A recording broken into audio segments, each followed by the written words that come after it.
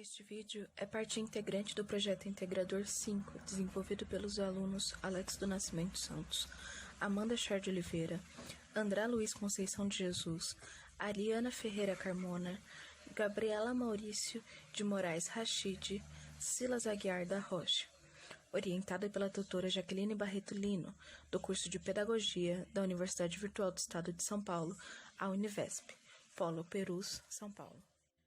O projeto La Casa Azul de Frida Kahlo, como histórias e espaços não formais de educação auxiliam na aprendizagem, busca discutir a importância dos espaços educativos além da sala de aula, como a contação de histórias auxilia na formação escolar e no desenvolvimento dos alunos. A contação de histórias é uma ferramenta que auxilia no desenvolvimento moral e cognitivo das crianças que estão em fase de desenvolvimento. Aumenta o vocabulário e potencializa sua criatividade. Desenvolve as ferramentas de linguagem, a atenção, a memória e a sensibilidade. O ato de contar história é social e lúdico. Auxilia na formação do leitor, bem como na formação do cidadão. As crianças nascem envoltas de referências e espaços artísticos, musicais e sensoriais. Por isso, espaços de aprendizagem não formais, como museus, são importantes para que a criança tenha contato com diferentes formas de expressão e informação.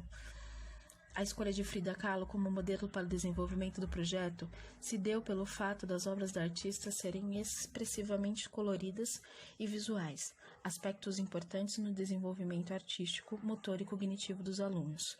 Frida Kahlo é ainda um modelo empático. Modifica a forma como vemos a figura matriarcal, artística, e tira dos alunos a ideia de que a arte é um processo estático. A pintora mostra que a arte pode ser desenvolvida em qualquer lugar e em qualquer século. A problemática e os desafios desse projeto. Como ressignificar a realidade dos estudantes? Essa pergunta serve como norteadora não só deste trabalho, mas de uma situação que exige a atuação efetiva da escola como agente transformador e participativo nas questões da comunidade em que está inserido.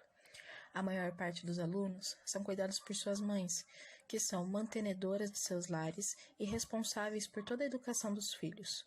Boa parte dos pais são ausentes e não se interessam pela educação dos filhos, muito menos pelo contato físico. O objetivo específico dessa atividade é o desenvolvimento criativo e social dos alunos, assim como a ressignificação do seu olhar para a realidade social que o cerca, através da contação de histórias e colocando em prática através das releituras das obras de Frida Kahlo. Fundamentação teórica para o desenvolvimento do projeto. Educação em espaços não formais. O espaço é um segundo educador, pois ele influencia diretamente na criança. A forma como o ambiente dentro e fora da sala de aula é organizado pode potencializar a sua aprendizagem. A criança busca a valorização de sua própria história, a sua identidade, seu regionalismo e compreende a partir das suas próprias representações que faz parte de um grupo e de uma época. O museu é considerado um espaço educativo no qual diversas atividades enriquecedoras mesclam a teoria, a prática e a atualidade. Os museus têm a capacidade de explorar a sua função como apenas um complemento escolar, pois ele pode gerar nos alunos aprendizagens no campo afetivo, para além do cognitivo, além de causar sensações de encantamento, deslumbramento e o questionamento do que é a realidade. O espaço é muito importante para a criança pequena, pois muitas das aprendizagens que ela realizará em seus primeiros anos de vida estão ligados aos espaços disponíveis e ou acessíveis a ela. Flávia de Souza Lima. A Casa Azul, Museu Frida Kahlo, é casa onde viveu Frida por muitos anos junto de seu marido Diego Rivera. Foi transformada em museu em 1958, 4 anos após sua morte.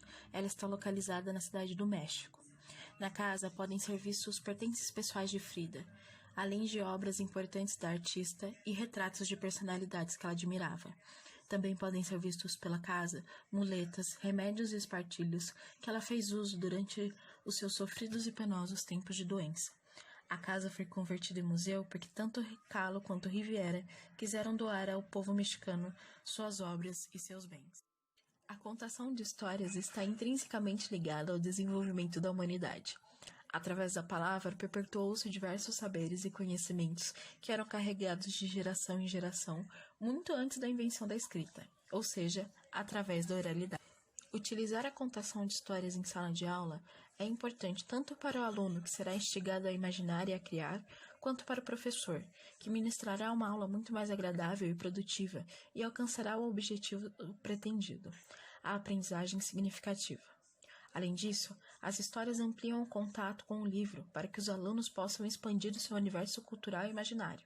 Através de variadas situações, a contação de história pode instigar, fazer pensar, trazer descobertas, provocar o riso, a complexidade e o encantamento. Vivemos em uma sociedade conservadora, totalmente controlada por padrões que são colocados por uma elite burguesa, a qual dita as regras, os costumes, a religião e o jeito de ser. O exemplo disso é a discriminação da mulher, principalmente a mãe, solteira, negra e periférica, que é colocada às margens da sociedade, sendo julgada e culpada pela situação em que vive. Por meio da arte, o indivíduo aprimora sua capacidade de observação em relação ao mundo e a si mesmo. Uma das atividades propostas é a produção de um autorretrato, que deve ser desenvolvida como um procedimento pedagógico de busca de identidade. O autorretrato desenvolve a sensibilidade do olhar para si e ressalta as particularidades do autor retratado. Nosso grupo decidiu elaborar a metodologia e fundamentá-la através das nossas experiências como professores, pois todos vivenciamos a prática docente nos diversos níveis do ensino, da educação infantil ao ensino médio, e acreditamos que essas experiências também contribuem e nos dão embasamento para isso. Debatendo sobre como aplicar o projeto integrador, um dos integrantes relatou sua experiência na exposição Todos Podem Ser Frida, na visita do Museu da Diversidade Sexual no ano de 2014, e observando as imagens e os portfólios, somando as nossas metodologias, como o nosso projeto será aplicado devido à pandemia, apresentamos o que faríamos caso fosse realizado de fato, inclusive com atividades extra-classe. Os alunos devem realizar uma visita virtual ao Museu Frida Kahlo, também conhecido como La Casa Azul, com orientação do professor. Essa visita digital pode ser feita pelo site do próprio museu, que disponibiliza um passeio interativo por suas aulas, bem como informações a respeito do espaço e das obras que se encontram expostas nos mesmos. As crianças devem ser guiadas pelo museu. É importante direcionar a atenção dela nesse momento para as artes, as cores e as formas, o jeito que ela compõe o museu. A relação das artes com a forma de vida do artista auxilia na compreensão do valor artístico e gera uma discussão de diferentes formas de ver e entender a cultura, e como ela pode se apresentar. Comparar a cultura mexicana do século passado com a cultura atual permite ao aluno questionar o processo artístico e desenvolver uma visão mais ampla do mundo das artes e de si mesmo. O aluno deve ser apresentado a uma biografia de Frida Kahlo correspondente à sua faixa etária. Para a realização desse projeto, inicialmente havíamos escolhido o livro Frida Kahlo para Meninos e Meninas, da autora Nadia Fink. No entanto, a necessidade de distanciamento social fez preciso adaptar mais uma vez o processo. Ao invés de utilizar um livro físico para realizar a leitura presencialmente, apresentamos aos alunos um podcast, baseado no livro História de Ninar para Meninas Rebeldes, que em um de seus capítulos apresenta a história de Frida Kahlo, direcionada para crianças de diversas idades.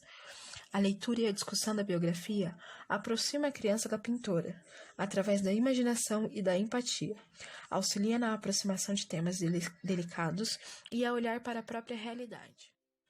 Para que o aluno se expresse mais e melhor, é preciso que o professor dê a ele ferramentas e momentos de fala. É preciso que o professor esteja disposto a ouvir e a se tornar um questionador motivacional, incentivando o aluno a continuar os seus relatos e a buscar diferentes meios, como a contação de histórias, desenhos, músicas e outros. Como esse projeto deseja trabalhar a empatia e discussões ligadas à instituição familiar, é importante direcionar esse relato com questões disparadoras. Uma vez que o trabalho está direcionado a crianças de periferia, e como a maioria dessas crianças vem de família fora do modelo considerado tradicional, é esperado que elas façam relatos sobre as suas próprias famílias e as dificuldades que precisam superar. Momento de trabalhar as habilidades psicomotoras e o protagonismo das crianças. Dado que as crianças já estão familiarizadas com as obras e os meios de criação, os professores devem instruir as crianças para que eles possam recriar retratos de Frida, mas dessa vez colocando-se a si como protagonistas. Os alunos devem reproduzir detalhes das obras, como cores, animais e formas, desenhando assim no lugar da Frida. Essa atividade foi criada porque muitas das obras da pintura são autorretratos. Para que a releitura não se transforme em uma tentativa de reproduzir ou uma cópia, é necessário antes direcionar o olhar da criança, para que ela compreenda que irá criar. Pode-se iniciar a atividade apresentando o contexto em que ela foi criada, ressaltando os aspectos culturais, históricos e sociais que permeiam os quadros. A empatia é um ato de se colocar no lugar do outro. A caracterização é uma maneira lúdica e didática de aprendizagem desse conceito. E tendo Frida características muito peculiares e marcantes, esse processo de caracterização se torna mais simples. Frida utilizava roupas muito coloridas e floridas, que remetiam às matriarcas de sua cultura. Flores adornavam seus cabelos. Buços e monocelhas grossos mais tarde seriam vistos como uma revolta dos padrões de feminilidade. Todos esses aspectos devem ser levados em consideração na caracterização. Em momentos em que o professor não pode ter contato com o aluno, essa atividade ganha nova dinâmica, visto que os pais devem auxiliar os filhos. A atividade passa a ser vista como uma dinâmica social. Agora, ela também serve como um processo de ligação entre pais e filhos. O local escolhido para a realização dessa atividade foi a Biblioteca Municipal Brito Broca, localizada em Pirituba, São Paulo. Elaboraríamos um cenário com cores quentes, utilizando o vermelho e o amarelo. Teríamos várias flores de EVA, cartolina e TNT. Também utilizaríamos tecidos estampados que remetessem à cultura mexicana e à personagem. Uma música ao fundo ao som de violão seria tocado por uma professora com chapéu mariachi. A contadora da história estaria caracterizada de Frida, com suas principais características: a monocelha, o penteado, as flores na cabeça, o vestido terruana típico do México. Tudo isso para levar as crianças a utilizarem a sua imaginação, fixarem e associarem objetos e cenários à história de Frida. A visita à Biblioteca Brito Broca permitiria interagir com os espaços não formais, promovendo a aprendizagem para além dos muros da escola, tornando o conhecimento lúdico e prazeroso para as crianças. Trabalhar a vida e a obra de Frida para meninos e meninas ajudaria a desconstruir padrões de gênero que a escola muitas vezes reproduz, causando separação. Também foi possível valorizar a vida de uma mulher que é referência no mundo da arte, superando desafios de uma sociedade patriarcal.